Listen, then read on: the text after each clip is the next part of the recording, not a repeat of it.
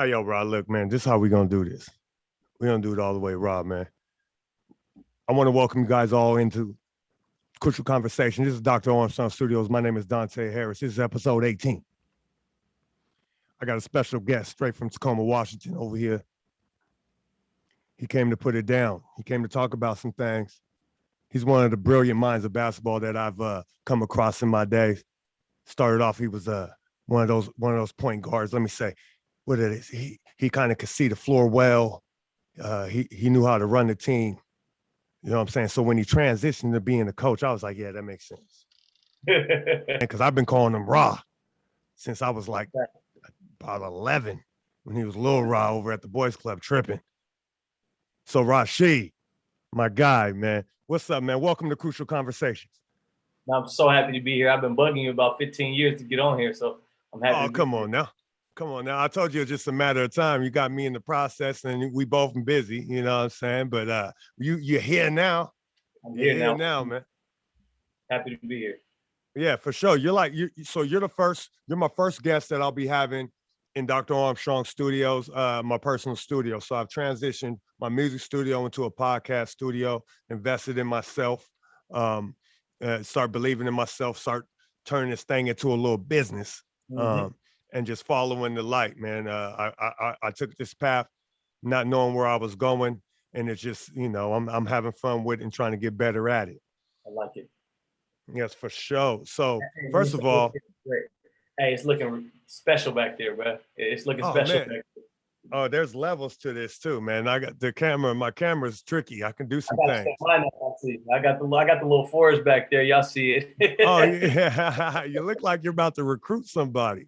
Nah. Dude, just living life, man. Trying to enjoy life. That's it. Oh yeah, for sure. If all I would have to do is take the camera and put it in another room. It looks similar to that right there. Yeah.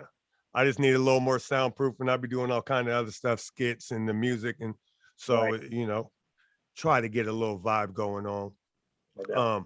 But like I was telling the people, let's go back to Al Davies. Let's start at Al Davies. When did you start going to Al Davies Boys Club?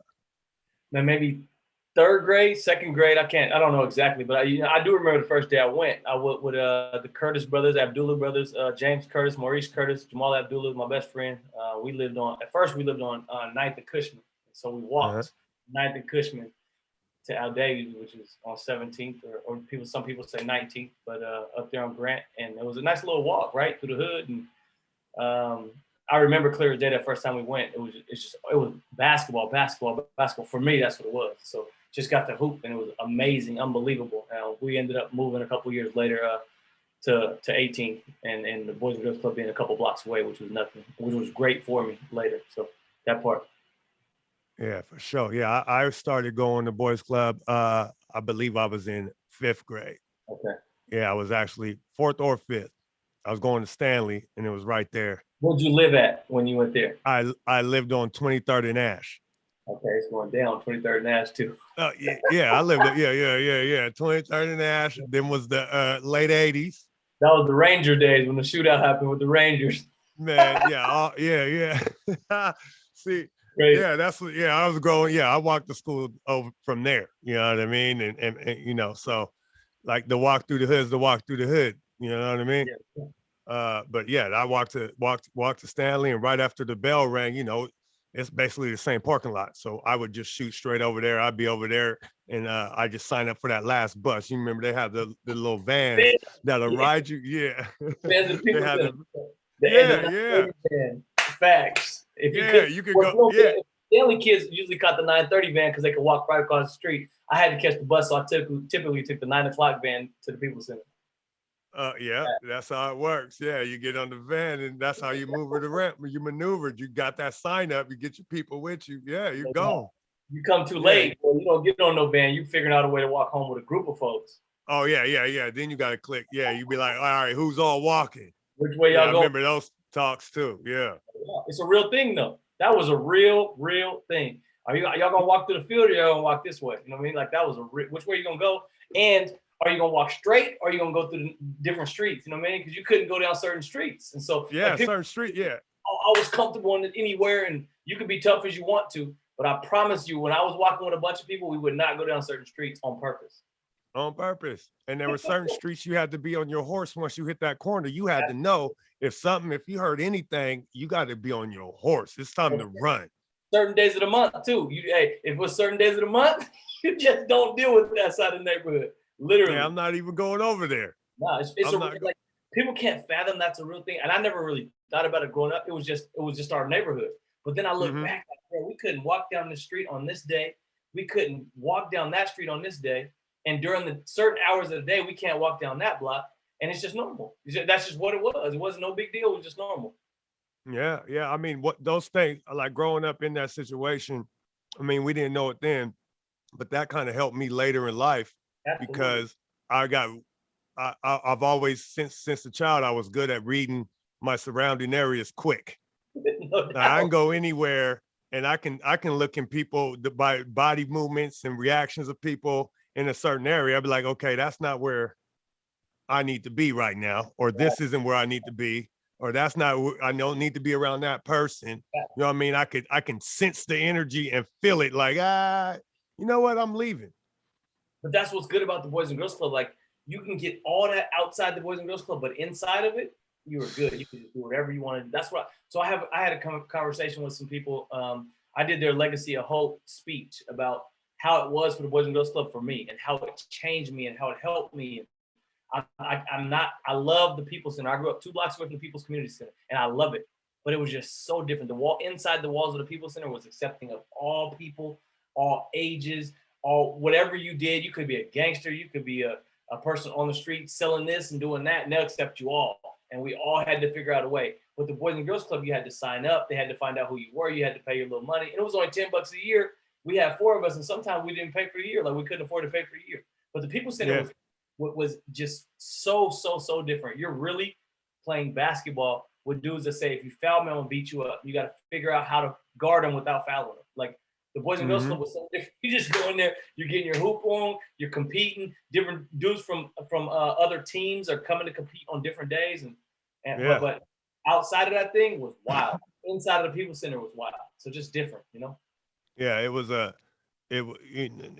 like home base, man. You get inside there, you're good, and you would forget about everything on that outside because you would spend hours. I mean, I would spend 4 or 5 hours literally at the People Center, 4 or 5 hours up at Al Davies. And you're not even thinking about the outside until you have to go back out. And now you're like, oh man. And the crack epidemic hit and was just tearing apart the community at that time. And it definitely was tearing apart my loved ones that were surrounding me. So it was like I just get into Al Davies and just didn't want to leave Al Davies. Like, I don't have to deal with none of that right now. Facts. This is who I am. But other than that, this is just a piece of me. Because when I get outside of this is the other part of who I am. You know what I mean? Yeah. Yeah. And that's another part of who you are. You get in your home, that's another part. You get to the school, that's another part. And it all makes you, bro. It's amazing. So when you said it helps you when you get older, it opened my eyes to see people differently, just because of what. Yeah, definitely. That's where I learned the beginning of competing. Yeah. The beginning of competing, man, was right in there competing, because I'm competing in life in general, but then playing sports. That's where I started. Yeah, you would play everything. You go from baseball to football to basketball. You playing floor hockey, whatever's popping. I ran in the boxing ring, got punched a couple times, got back out of there. So Eugene and Marcus and all them, y'all keep that. You know what I'm saying? That ain't for me. You know what I mean? You guys be calm, and just taking punches to the face ain't cool. You know what I mean? So the Mustangs and the Lintons, boy, they had a I told them, boy, I told cousin, I said, cause y'all can have that, man. They would continue to have it. Yeah, I think that's a conversation right there.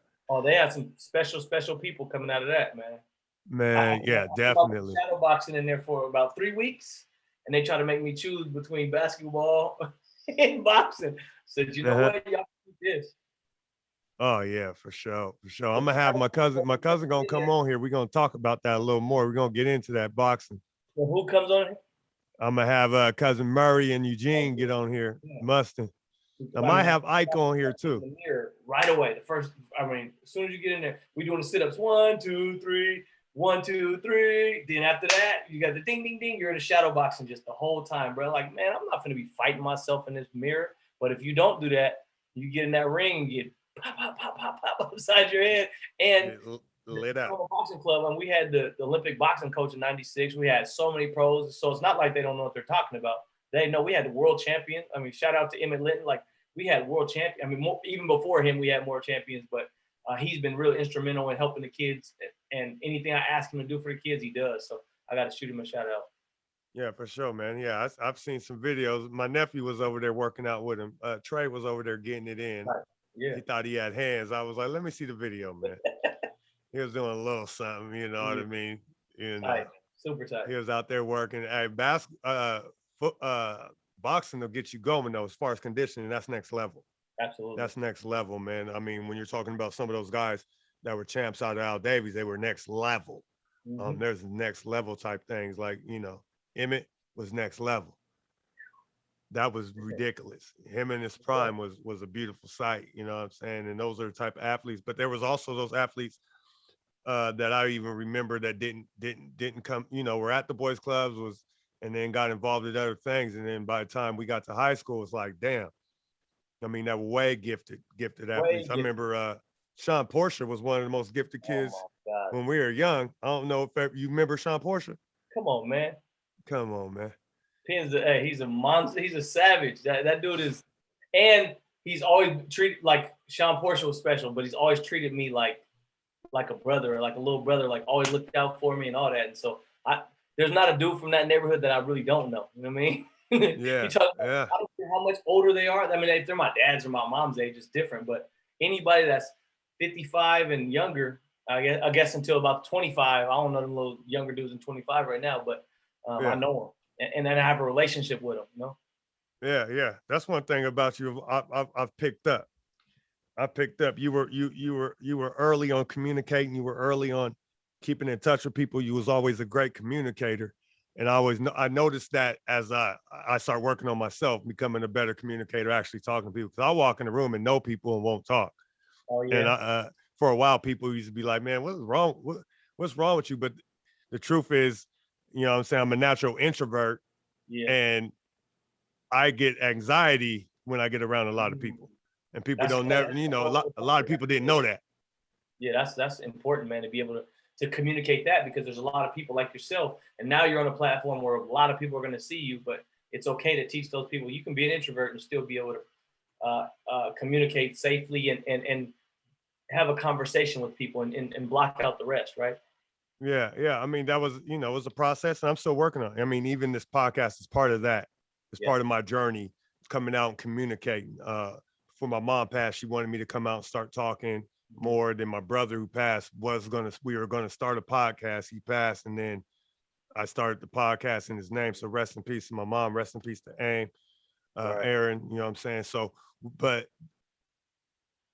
as far as all that, that's so far out of my shell, and it's uncomfortable. I mean, even everything I got going on now is very uncomfortable. You know what I'm saying? But part of being uncomfortable, put myself in a situation where I'm comfortable, is I'm always trying to grow. I have this thing about me where I always got to win, always got to grow. And that's the way I got to live. That's just me. I have this burning desire to like conquer things. And so lately, everything I've been trying to conquer is like within myself. So it's like, I'm pushing towards stuff just because I'm trying to conquer things within myself. So this podcast is just one of the things. And then just talking and opening up to people and having those conversations, you know what I'm saying? That's good, man. And then, I mean, this is crazy to say, but in my household, everybody was a communicator. Like everybody, it was alpha. Like everybody was alpha. And my granddad used to just sit there and take it all in and just be quiet until it was time to be an alpha, right? And so our conversation was yelling and screaming, and it was normal. Like, and then some people like, why you talk so loud? Like, talking loud to who? Like your communication is different than mine. Doesn't mean I'm talking loud. That's just how we communicate, right? Just like our neighborhoods was our neighborhood. That's just how we communicate. It's so different. And so the yelling and screaming doesn't ever bother me. It never bothered me. Like, why are you yelling and screaming? It's just who we were. But communication, you look at all my sisters and the social dynamic of us is we'll have a conversation. And one person's yelling over here and the next person yelling over there. And we're not trying to dominate one another. We're just trying to get our words across. So that's funny about the communication, because I never really thought about it like that. Like I was just an open communicator, you know? Yeah, you was just you were always over the top of me. I used to watch you talk and be like, man, he just communicates well. I think that's also what's making you successful in your journey and everything that you're doing. I just noticed when I'm around you, just your communication skills is something that I'm looking at like, man, yeah, I gotta get like that. I gotta be able to just because I'm you know, I'm an introvert and I'm a quiet dude, but certain situations I have extrovert things that I do. Like when I'm on the basketball court, 94 feet, I'm saying whatever. I'm not shy. I don't care about anything else. I'm not worried about what you think about me. I'm going in. You know what I mean? I've watched There's it. and there's certain points where if I get upset and I really get my emotions, because I'm a very emotional person naturally, you know what I mean? So that's another reason why I try to stay quiet, because a lot of my emotions, not always anger, where you know, I want to punch things and all that. Also, when I'm very depressed and I'm crying, I'll cry and just let my heart out just like that, because my heart's on my sleeve. And so I tend to just by numbing it, just not say anything. You know what I mean? And be like, okay, I'm gonna ignore that. I'm gonna take it in. I'll let it out later. You know what I'm saying?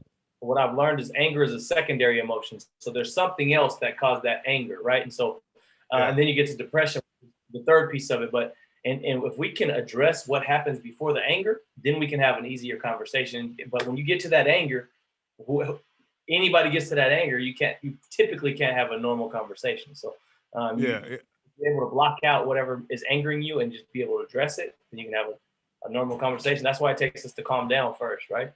So. Yeah, for sure, man. But that's the whole thing, is like when you spend when a lot of people, not just myself, I know a lot of people that take things in and then they explode. That's a lot of stuff that I used to get in trouble for was stupid stuff. I wasn't one of them people that went out and just did crimes. I would do something and I would just snap on something that wasn't a big moment. You know what I mean? Just, somebody saying something slick to me, I would snap sometimes, but it wasn't, I wouldn't really be even mad at the person that said that. Right. I was just so mad about everything else. Yes. Well, if we can address the buildup, and this, I think this is huge for our world that we're in right now, because we talk about depression and addressing mental health and all these things. So I started a business called Outlet Services LLC, and the outlet was I'll get into it later. Let me just tell you this: I went to a therapist, and told him I had an outlet moment. Like I told him what I saw when I was young, and he was like, you know what, this is big. This is therapy for you, for real. Like I lived with it for I was 10 or 11 years old, and I never told anybody until I was 36. And he's like, what? So I'll tell you about, that's very, very important in my life. And so I'll tell you about that later. But with that, I was able to just release like a huge pressure off my shoulders, my mind, my heart, my soul, with a person that can never tell anybody because it's against the law. And he was able to give me some constructive feedback about it. And he's like, you know what, you're resilient. In your whole life, you've just been really resilient. But I bring that up because if we can address mental health every single day in the Black community, we will be more successful long term. We always say, oh yeah, well, it's okay because I'll just pray about it. That's great. You can pray about it. You can take it to your God. But until you tell somebody, it's probably not going to make you feel as good as it would just praying. You can pray about it and tell God, but then you verbalize it to somebody else. You're like, dang, I'm glad I got that off my shoulders because I was the guy. Like, oh, I'll just pray about it. I'll get past it. We always minimize things in the Black community. We just do because we're resilient. We're like, oh, I'm gonna get past that. But until we can have that conversation, bro, it's hard to get to that point where you're willing to tell somebody and humble enough to be able to say, man, I'm just telling this person. It's hard. It was a hard situation. It took me 26 years to say it. So crazy. Yeah, for sure. For sure. I definitely understand it that way. Are you getting any feedback? I'm not. So I'm only getting it on your audio, so you hear it clear. I'm hearing you. My bad. I got this laptop game. I don't got no Swiss Beats or none of that Dre Beats on. Yeah, I'm just hoping that the audio's coming clear from your end. It was coming clear till you got into some of that deepish. You know what I mean? That crucial. that you got into your crucial moments. So I was like, this is what I need right here. Yeah, we got too many people listening in now. Yeah, that's what I'm saying. But I'm just recording. It ain't even live nowhere. No one can get a hold of this right now. No one can get a hold of this. So this is what I'm gonna do. I'm gonna pause this recording real quick. You hear what happened? Yeah, compared to the, you know what I mean? I was cool, calm, and collected next to the dudes that was in my neighborhood, because those dudes were extreme hotheads, right? Yeah. But I had a lot of that in me because it was normal in the neighborhood. It wasn't like, oh yeah, she's trying to be tough. Nah, it was just the hothead stuff was normal. And now I just like, you know, I'm way more of a listener than I was ever before. Well, it was like like you were saying, I was talking about the intensity, you know what I mean, and how like in on the court how I felt different. But it was like I was one of them kids that fell in love with the game early. Mm-hmm. And when you fall in love with the game and you're not very good, you receive a whole lot of ass kickings in there. Come you on. know what I mean? And there was a whole lot of it. You know what I mean? And so for me, it was about get back for you know, I only had a couple years. I felt like I only had a couple years to get everybody back. So I used to go on. Look, Jay, yeah, when you got right, you were ready. You ready to punch somebody in the mouth in the court, huh? Man, look, when I got to the opportunity, everybody can get it. I wasn't friendly. I didn't care what you thought. I didn't care who was watching, but it was like, I'm here. I arrived, no back down. You know what I mean? I'm gonna play harder than everybody. You might have more skills than me. Your name might be bigger than me. You might be stronger than me. You might be quicker than me. But what you're not, you don't got the mindset of you. I will not quit. I will not quit. I'm not going to back down. And at some point, you're going to slip up during this game. Or if you're a teammate, you're going to slip up because I'm on your heels and you're starting. I'm going to be pressing you every day in practice. There's going to be that one day that you're going to be like, oh man, I'm just chilling and I'm going to destroy you. I just was talking to my high school coach today. I hadn't talked to him in months. And he said, you know what, RACHI? I never had to coach defense because you always coach defense. If somebody was on our team slacking off, you will be on them about it. But the other thing is, if you didn't play defense at Foss, the next day we got this thing called the half circle. When you walk into Foss towards the gym, there's a half circle and everybody sits there. Bro, you'll get clowned in front of everybody if you got killed at practice. So everybody will know, because it wasn't no social media. You know what I mean? The only thing you could do is rank on people, and they were with it if you got scored. If you kept getting scored on that practice, it was over. So you better have that same mindset. I'm about to kill you today. Yeah. And I never had a kill button on offense. I'll try, but I didn't have that. No, my kill was to help Dante get a basket. Dante, hey, just stay over there in the dunker spot, and when I drive right, I'm gonna bounce up my left hand and you dunk it. That was my kill button. That's how I'm gonna get involved. Yeah, facts. It's a strategy. It's a strategy, man. You got to have yours. Mine was the rebound. I just figured I wasn't a very good shooter. You know what I mean? I was never really like head over heels with like scoring. I didn't really love scoring like that. I love passing, and then rebounding. I remember the first time I got double digits in rebounds. My first double was at Mount Tahoma, and I remember just feeling like I just destroyed the other team. I just remember their coach yelling at the guy guarding me, was like, "What are you gonna box him out? Are you gonna?" And I'm looking over there like, nah, he ain't no, he can't box me out. No. Right. And I just start going harder. I was like, he can't box me out because I'm trying to rebound. I was already trying to rebound when I was coming over half court. I was already in my head, I'm getting to the glass. Someone's going to shoot. I'm going on the glass. Hey, you know what I mean? Talk about your senior season, how good the teams were in the area. Oh my goodness. So I was in 8th grade when you was a senior. And the legendary, I mean, the Foss, Mount Tahoma Stadium, Decatur, Lincoln. I'm like, man, I'm in 8th Federal Way. I'm in 8th grade, like, dang, these dudes are NBA players. And so, I mean, our AAU team was, Al Davies, we used to go to all the local games, and everybody's like, well, I want to go here and I want to go there. And for me, everybody in my neighborhood was going to Foss, either Foss or Stadium. But most of my Hope homeboys was all going to Foss. And so it was natural that we went to go see the Foss. But when I was in 8th grade, your guys' league was ridiculous. Not even just league, but the district was crazy. Oh, Man, the district, okay. I mean, Mount Tahoma, like most people don't even, I played varsity. I swang JV and varsity my junior year. Okay. My senior year was like the arrival. That was when I started. Yeah. You know what I mean? But that year, our team, we had Charles Pink. It was a 3-year starter. Yep. You know what I mean? Matt McDonald. You know what I'm saying? Everybody's forgetting we had the Twin Towers out there at Mount Tahoma. You know what I'm saying? Forgetting, trust me. Yeah, he was 6'10", you know what I'm saying? So we both in there. You know what I mean? We had Mark Matthews, we had Bo, man, we had Kenny Key, you know what I'm saying? We had Jonathan, but he got into it with the coach. Yeah, man. Young boys. Them was young boys out there. Yeah, practice was crazy, you know. Reggie. That was in the gym, like the practice was crazy. But in that league at the time, first of all, Bellarmine they had Casey Calvary. Right, and that was to me, that's the most dominant high school player I ever seen in our league at that time. He was the most dominant. Dude, he was the first person I seen that was a big man that you could tell he was already polished. I didn't know it was polished when I seen it in high school. Right. I was like, why is dude jumping like this? This is crazy. And then I'm guarding him and feeling the strength was a different type of strength. I bet. You know what I mean? He had already been doing the core training. He had already been doing squats. We played on a couple all-star teams together, and we ended up being pretty cool, having conversations. And he was talking about, I just finished leg day. He was like, did you do legs today? And I looked at him like, no, that wasn't a thing. Lifting wasn't a thing. Are you kidding me? Legs? You said leg day?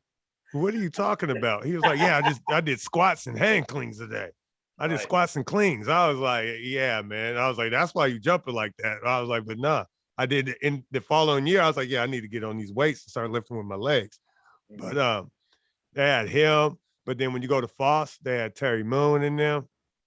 Man, they were stacked. Hassan. They beat us 3 times. Man, I was hot. Good. Gary Morgan, Hassan Ward. Gary Morgan was on that team too. Who else was on that team? Little quick guard. Gary Morgan was the guard. Who else was on their team? They had another one. There was Gary Morgan, and then they had forget my guy's name. Little dark skin. Yep. Quick as hell. I want to say Asel, but it's not Asel. I know. I forget his name. He got the little waves. He still got waves. Yeah, I'm working on my waves, Sam. Don't tell nobody. I wish you could get up out of here, man. Get up out of here.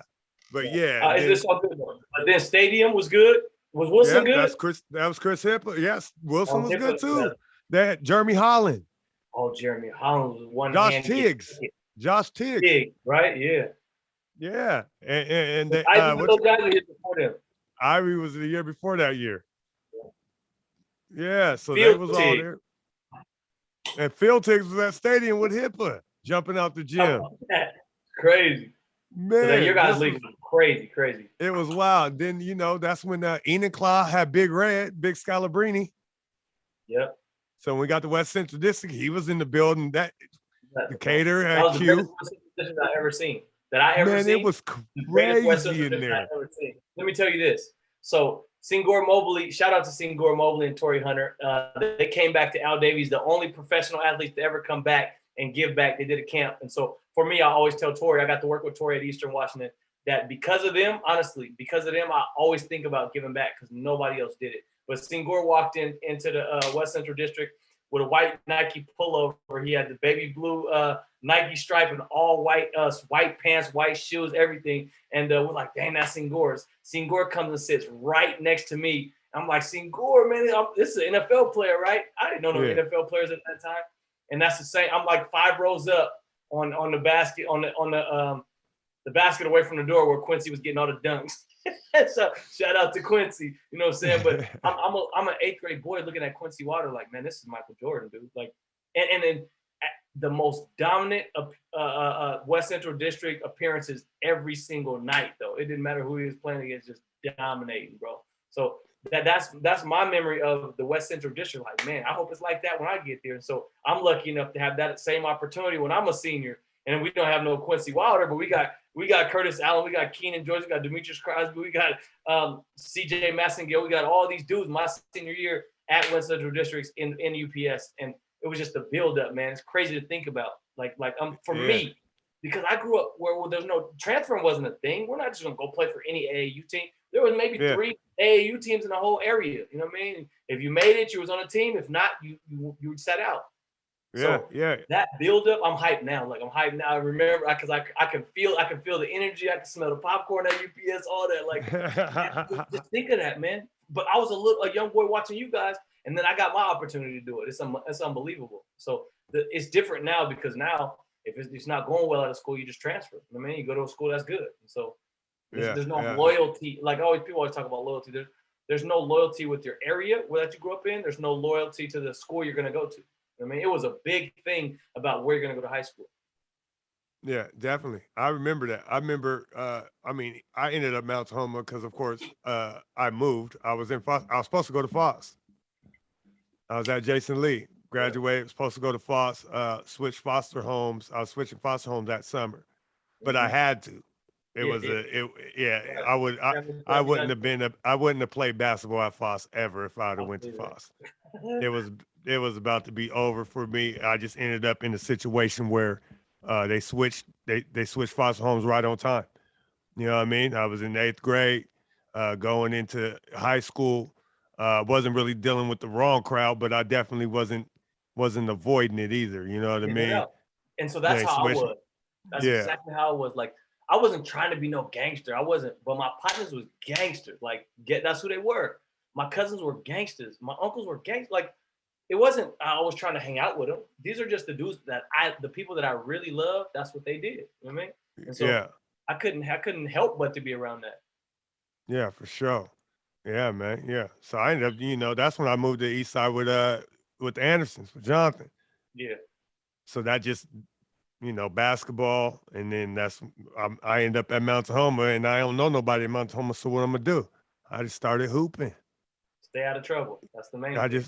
I just started hooping. You know what I mean? I don't know nobody on the East Side, and if back in them days, if you're a Hilltop kid, and you move to the East Side's foreign, like you in a foreign country. Yes, ugly out there, different. Man, I didn't know. I didn't want to go nowhere. Right. I'm like, man, this is East Tacoma. I don't know nothing about none of these streets. Like we were talking about earlier.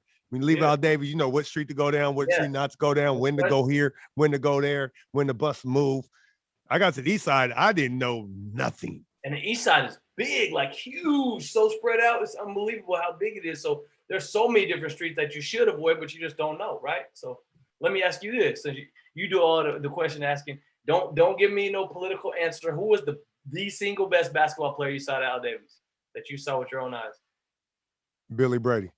Hands down, my man. I rock with you more. I rock with Billy. Probably I rock with you more now because at Al Davis, I've never seen anybody dominate a game with all different shots like Billy Brady, and he wasn't dunking. You know what I mean? He could dunk, but he wasn't. He was George Gervin out there. Like, man, what with the long socks, the big afro, the Converse? Like, bro, How is he a year older than you? 2 years older than you? No, we're the same. We're the same age. We're the same age. So the Al Davis team I played on was his team.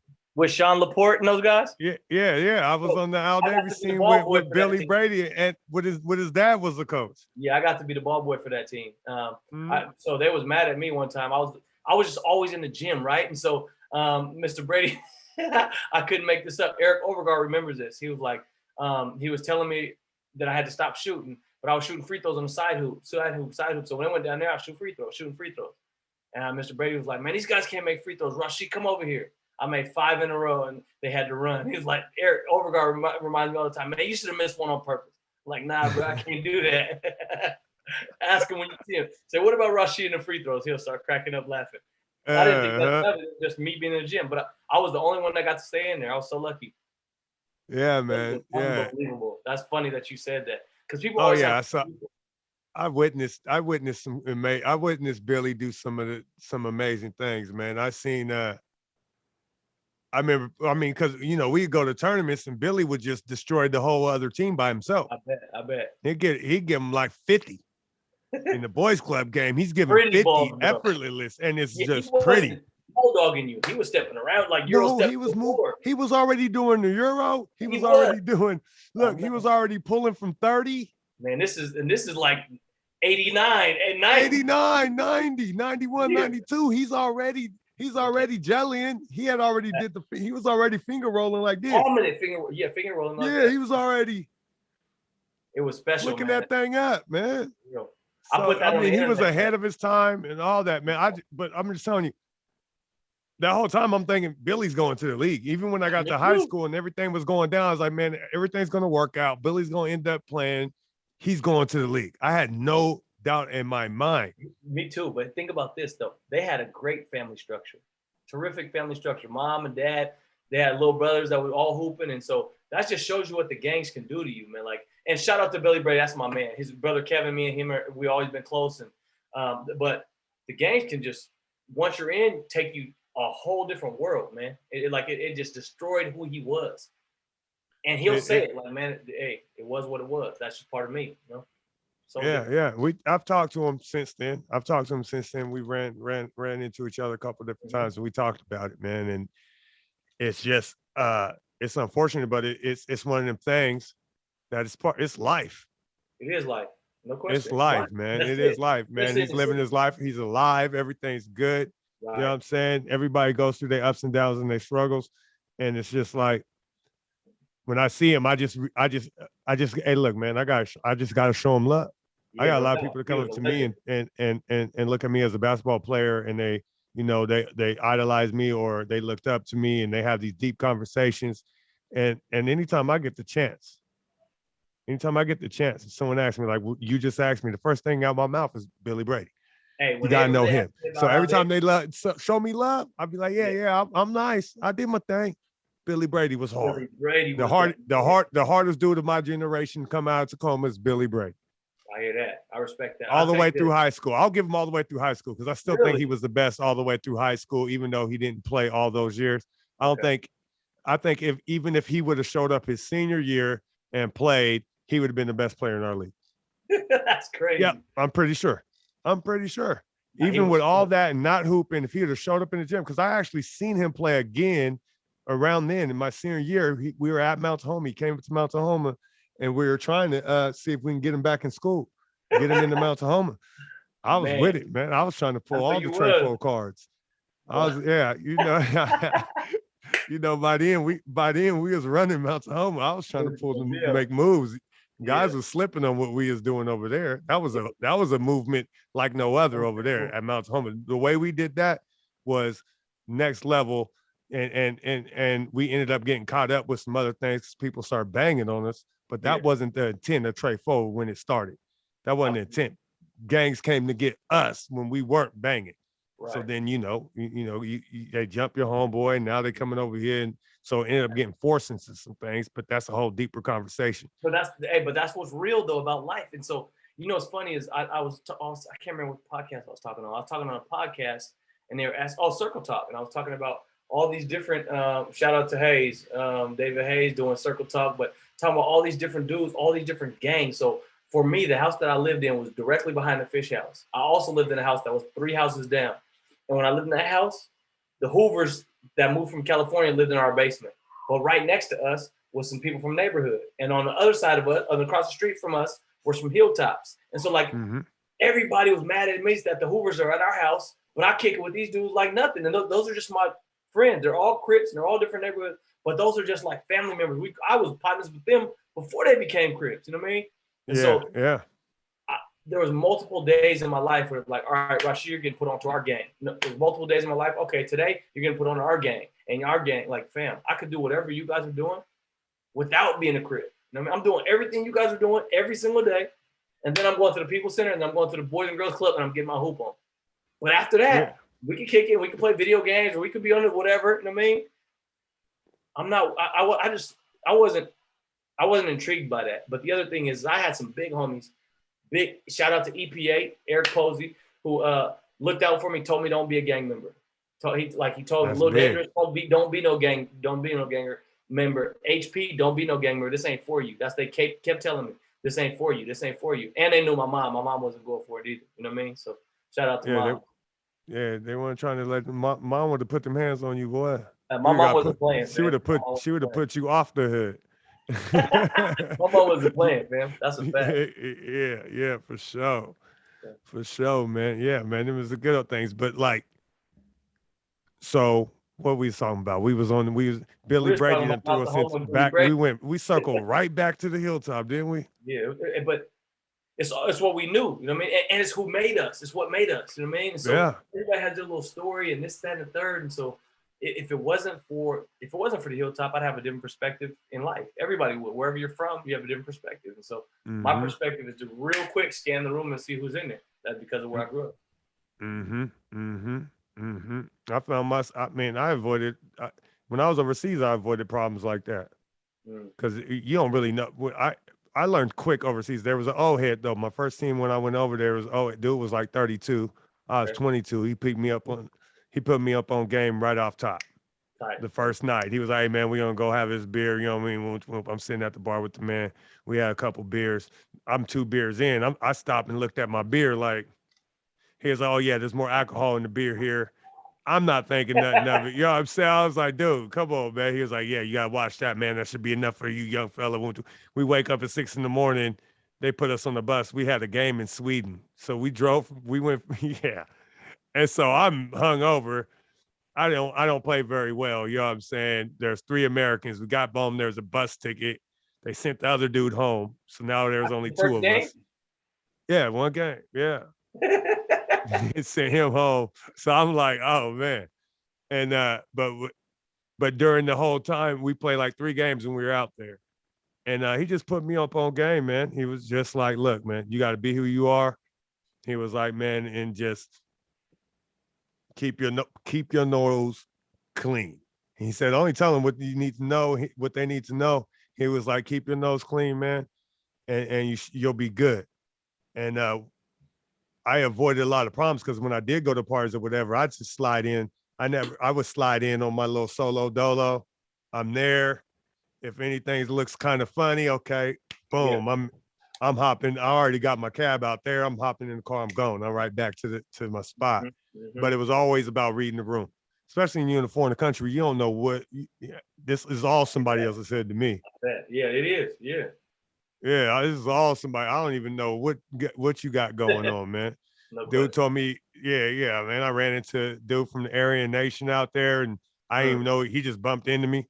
I was in Germany, dude just pow, coming out the bathroom. I paid no mind. I'm from the town, you know what I'm saying? I didn't move out his way. I'm walking straight, bro. Right. And he just shoulders me.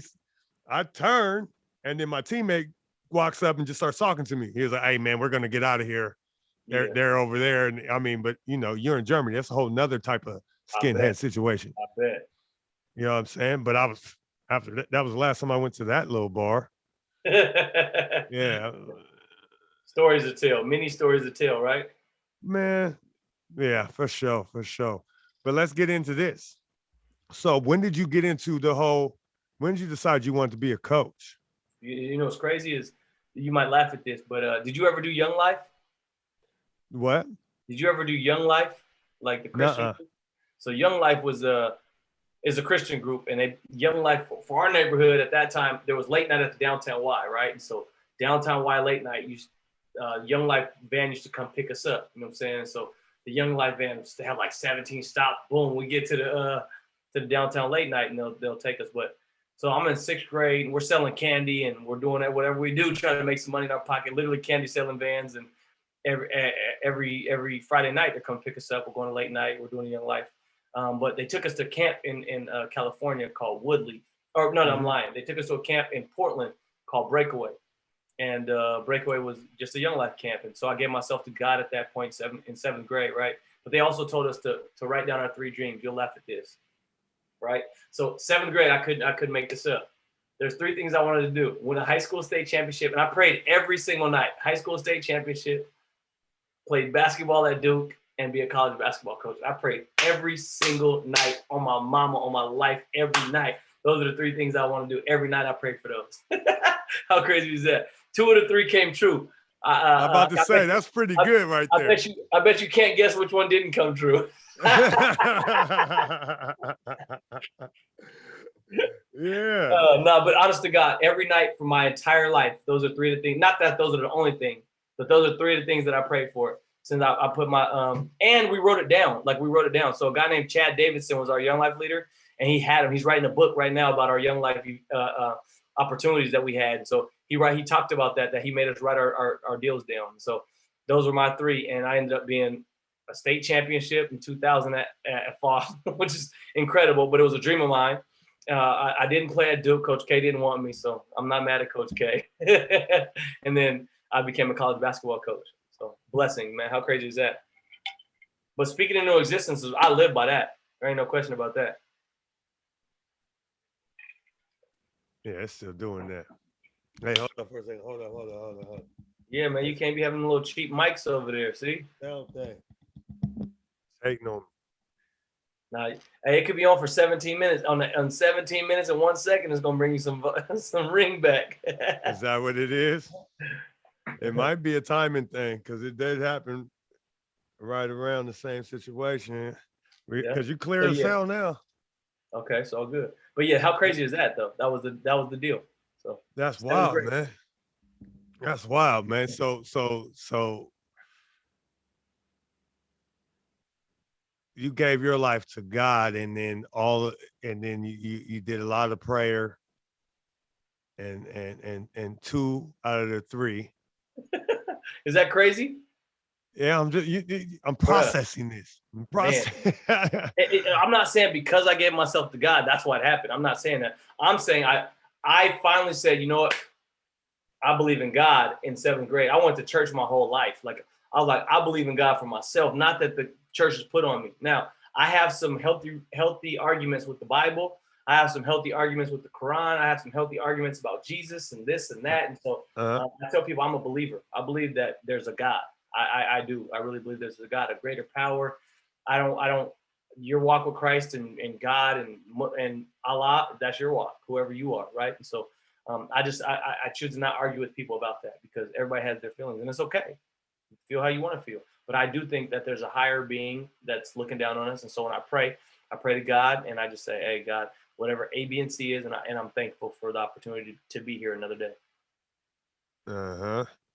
Well, shoot, I'm thinking because you got, obviously, I believe you're an excellent coach just because of your communication skills. I haven't had the opportunity to come and watch you where you're at now. Can we get in a little bit of that? What's going on there? Because you kind of took over. First of all, was it last year? You took over last year, right? My first year, yeah. So I'm the head coach at Tacoma Community College now. So I took over a team that didn't do so well before, and I'll just leave it like that.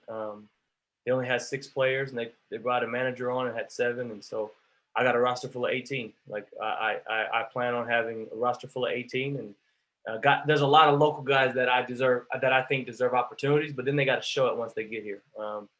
I have 2 kids coming from Chicago, and so I recruited Chicago heavily when I was at the University of Montana. I love what they do and how they play hard in Chicago, and so hopefully I can get a healthy pipeline with that, and so kids, not just I'm taking kids from Chicago, but I knew these kids, I knew who they were, I knew about them. One kid's transferred from Florida A&M, and so we'll see. Everybody talks culture. All these coaches want to talk culture. What I know is if you create a culture that people are going to be successful in life, and you get good talent, you'll have a chance to win. I don't try to act like I'm smarter than anybody else. I don't try to act like I know more than this person. I don't know better X's and O's. What I do know, if Dante is a great rebounder, I'm going to push every button I can to help Dante be a great rebounder. If Keenan Joyce is a great scorer, I'm going to push every button to help him do that, right? And so shout out to Keenan Joyce, one of my best friends in the world. But I just use him as an example. And then there's the guy that you don't know what he's really good at, but then you have to push the buttons on him as much as you can and have that communication and tell him, you know what, I got your back. Go mess up. I got your back. And then when they do mess up, you got to have their back. And when you don't, then that's when they stop rocking with you. I like that. Yeah, man. I was pumped up when I heard that you got the position. Appreciate that. When I heard about it, I was like, oh yeah, that sounds about right. I like that. You know, I'm a Tacoma dude, man. I don't know what's wrong with me. I was that kid that, you know, when we was younger, people talk about, you know, everybody wanted to be from somewhere else. I was that kid that like, no, I'm from Tacoma. Yeah, with love. When I left out, nobody else. There's not a shot about. That's what I always tell people. Don't take this the right way. I'm from Tacoma, not Seattle. It's not about Seattle. I'm not sure. Seattle kills it in basketball. Them dudes are savage. But I'm not from there, and it's okay. There's nothing wrong with it. I'm from Tacoma. No big deal. I'm not from Fife or Federal Way or Fircrest. I'm not. Yeah, I'm from Tacoma. Yeah, that's what it is, man. I had to explain what you can control. Yeah, I had to explain to somebody. I was like, and I've explained it numerous times because, you know, when I would go to college and I went off and I'm all these other places, they don't know where Tacoma is really. I mean, now they kind of know a little bit more, but I had to explain to them, like, look, man, I don't say I'm from Seattle, not because it's a disrespect from Seattle. It's because I'm not from there. If you go into the hood in Seattle and say my name, they're not going to know who I am. Right. You know what I'm saying? If you go into Tacoma and walk into a gym and you ask 10 people, someone's going to say, you'll be like, you know, Dante Harris. Someone's going to say, yeah. Right. No doubt. Yeah, I know Tay. I know Killer.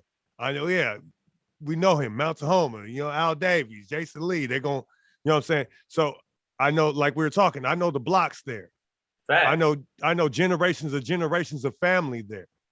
You know what I mean? Speaking of that, even like when we get in it, like people have asked me, you know, first thing out their mouth, you know, I'll talk to some of my family members that are in Atlanta or that are in Columbus, Ohio. They ask me about, like, they'll ask me about IT. You know IT? I'll be like, yeah, I know IT, but I don't know IT. They're like, what do you mean?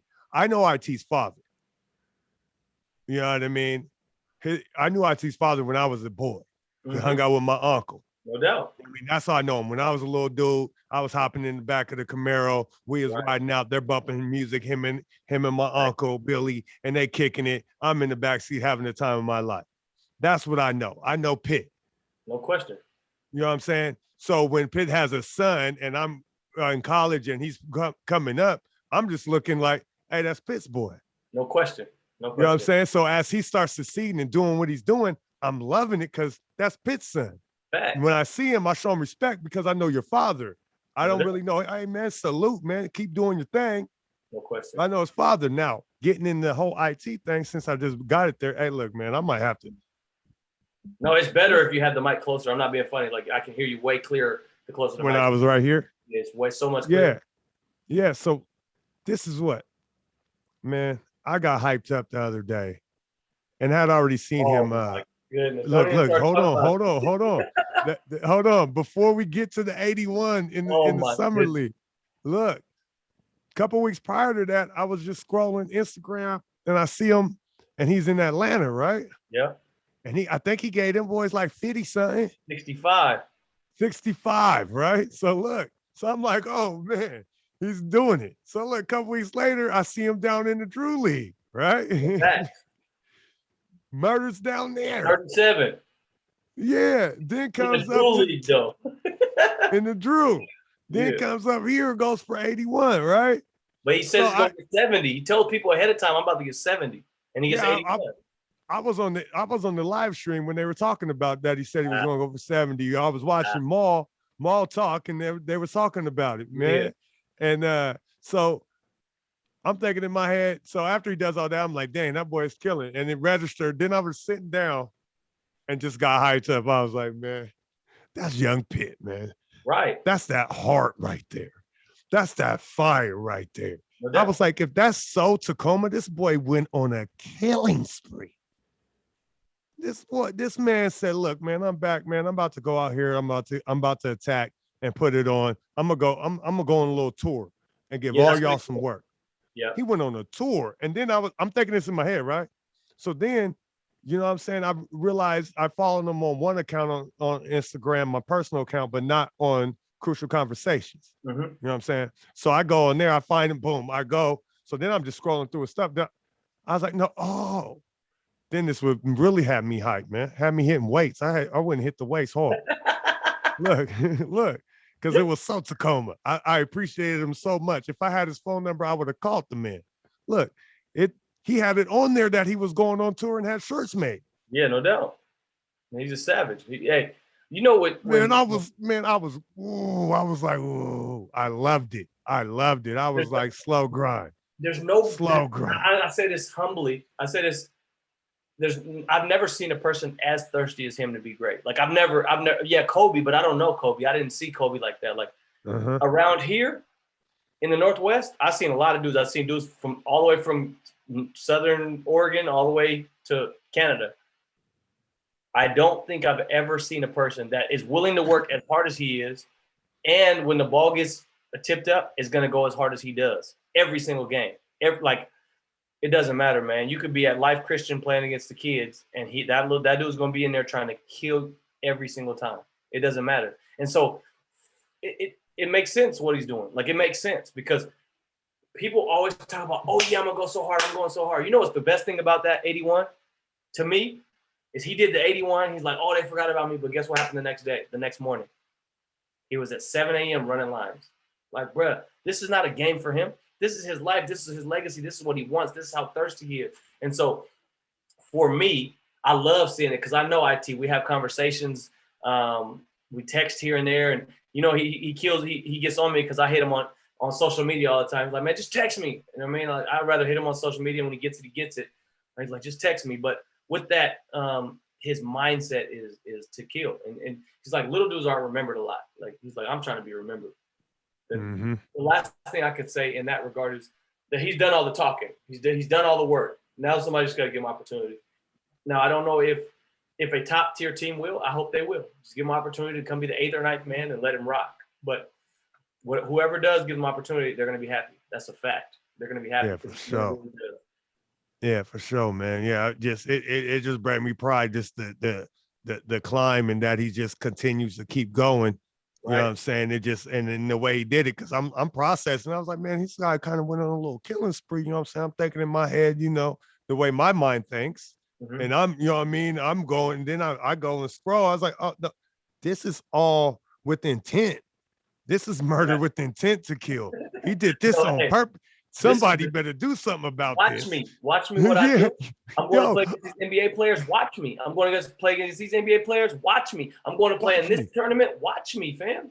It's not a game. I'm here. I'm not playing with you guys. I'm here. Matter of fact, I'm gonna record and document what I'm finna do to y'all. And make sure. Matter of fact, you can buy it. That boy shoots crazy, tough, hard shots and make them go in and in and in, deeper and deeper and deeper. And he shoots a really good percentage for how many points he's scoring. It's crazy, bro. Like, that dude is so elite at basketball. It's insane, man. Yeah, it's crazy, man. It's insane. It's good and to he's see. 5'9", legit. He's legit 5'9". Not an inch taller, fam. Getting it little, just out there destroying. Bruh, and does not feel like this. I don't care if it's who it doesn't. Not with all due respect, he doesn't care who it is. He's about to chop their necks off. But it's incredible, and I can feel like that if I got out there and feel like I can't do it though. Like, I could think it, I mean, but he goes out there and does it. It's goes incredible. Out there and destroys. And I'm not trying to be a fan. Like, I'm really hard on him too. I'm hard on him, bro. I'm hard on him. But it's almost comical for me to see it. Like, he always told me, "Hey, big bro, I'm about to do it. Hey, big bro, I'm about to do it. Just watch. And so I was telling all our guys, I was at Eastern Washington, and we got a chance to play against UW when he was playing. I'm like, he's about to try to kill you guys, dude. I'm telling you. Like, you're just saying that because you're from Tacoma. No, I'm saying that because that's who he is. I'm just telling you, he's going to do a little half spin and turn the corner and go. He's going to do it. Sure enough,